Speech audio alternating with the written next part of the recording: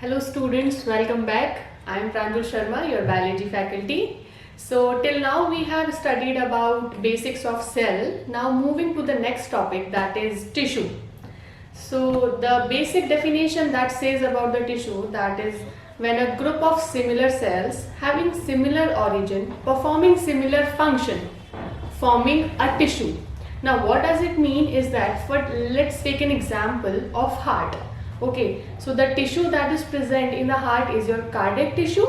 So when all the similar cells of the cardiac tissue performing a similar function of pumping of blood, then it is forming a tissue of your heart. Means they should have a similar origin and similar function, only then it will be called a tissue.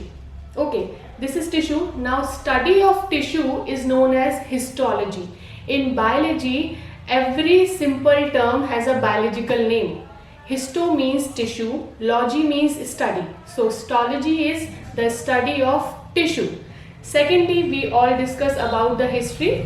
Now the tissue was first discovered in plants by N. Grew. The scientist's name is N. Grew. The term tissue was given by Bicart. Okay. And the term histology was given by Meyer. So there are three scientists, the N. Grew, the Bicart and Meyer. These three have different discoveries in field of tissues.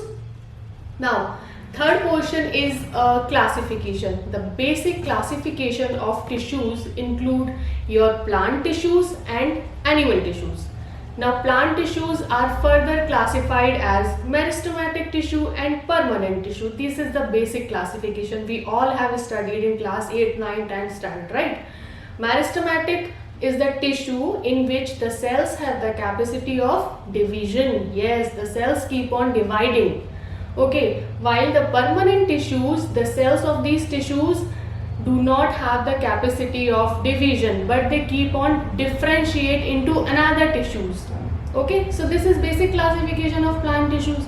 Now animal tissues, we all know the tissue which is found in animals. Okay, animal tissue is further classified into four major categories, that is your epithelial tissue, connective tissue, muscular tissue and nervous tissue, right? Now on the basis of shape and size of cells, their location, their function, we have again classified these four basic types of animal tissue into again major categories. Okay, now if I talk about epithelial tissue, epi means the upper layer, okay, and the function of anything that is on the upper is covering and protection. So epithelial tissue will basically perform a function of covering and protection.